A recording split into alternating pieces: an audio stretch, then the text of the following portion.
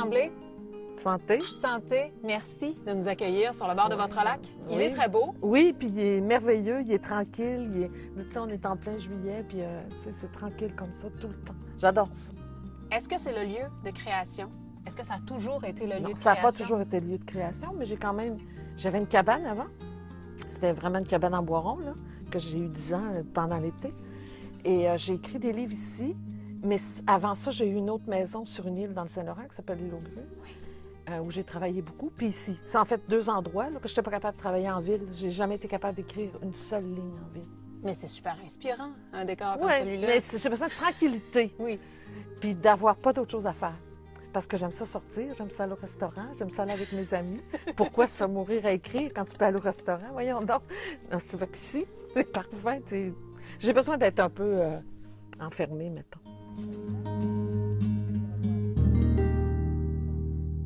Depuis 3 ans, vous habitez ici à temps plein. Oui, à l'année, oui. Qu'est-ce que ça a changé dans votre écriture? Bien, j'ai fait 2 livres dans 3 ans, ce que j'ai jamais fait avant quand j'enseignais. Là. Quand Alors, tu corriges c'est bien pour 160 copies par semaine, tu n'as pas tellement d'énergie. Non, ça a changé de l'écriture, mais ça a changé beaucoup mon temps. C'est ça que ça a changé. Je suis plus tranquille. J'étais plus énervée que ça à Montréal. Je suis pas mal plus tranquille. Mais au début, j'ai eu des réactions que j'appelle des réactions pas correctes. Là. Des fois, je rentrais dans mon auto, je me disais, mais hey, la folle. Là. Tu sais, comme à la pharmacie, là, s'il y avait quelqu'un qui prenait trop de temps, là, j'étais sur un beat, là. Impatiente. Impatiente, puis je me disais, mais à Montréal, elle va se faire tuer, cette bonne femme-là.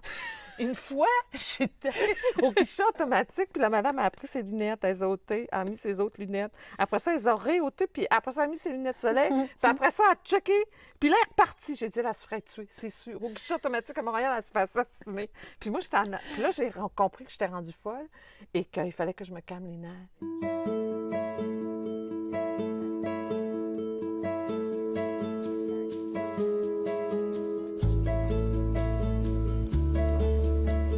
Lise Tremblay, d'où vient le goût de l'écriture chez vous?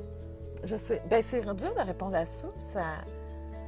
J'ai envie de dire, je sais juste faire ça dans la vie. Je sais pas.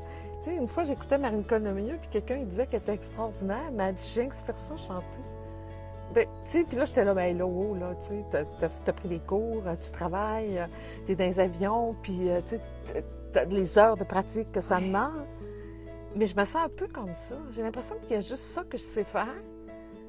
Puis c'est pas un choix, parce que j'aurais pas choisi ça. Moi, là, j'ai une très belle vie. Hein. J'ai été prof, puis je dis toujours que j'ai inventé la littérature pour m'empêcher de dormir. Parce que quand je suis en train d'écrire, je dors pas. Et je suis assez angoissée. Mais dans la vraie vie, je suis plutôt quelqu'un d'ordinaire, de très simple, de pas... Puis on dirait que j'ai inventé ça vraiment pour m'empêcher de dormir. Mais sinon, c'est pas un vrai choix. C'est venu. Je ne sais pas comment expliquer ça. C'est pas... c'est un besoin, peut-être, mais c'est pas un choix. Ah, ça, un choix, non. Non.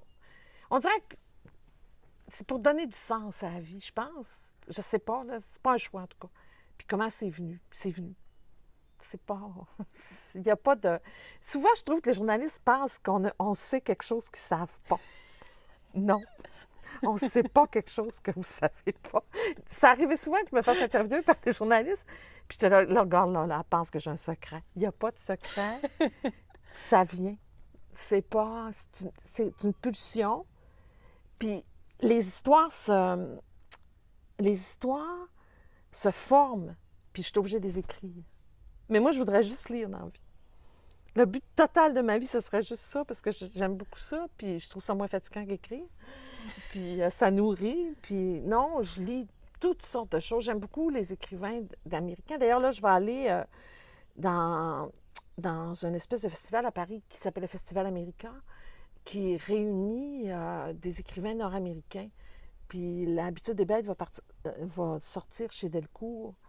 J'ai un éditeur parisien maintenant, et qui va sortir chez Delcourt en septembre en même temps que le Festival américain. C'est un assez gros festival quand même. Et il va y avoir John Irving, il va y avoir... ben oui, non, c'est un gros festival. Et il va y avoir plein de monde comme ça, et des écrivains nord-américains. Et ça, j'ai accepté parce que j'aime beaucoup ça, cette littérature. Oui. Je trouve que les écrivains québécois sont très proches de cette littérature nord-américaine-là, beaucoup plus que la française, ça ne se compare pas. C'est deux mondes. Et puis j'aime beaucoup cette littérature. Qu'est-ce qu'il y a sur votre table de travail en ce moment? Il n'y a rien de précis parce que je le dirais. Je suis Pas de secret? Non, j'ai pas de secret. Je l'ai dit tantôt, pas de secret. J'en ai d'autres, mais pas celui-là. Bon été. Merci. Merci infiniment.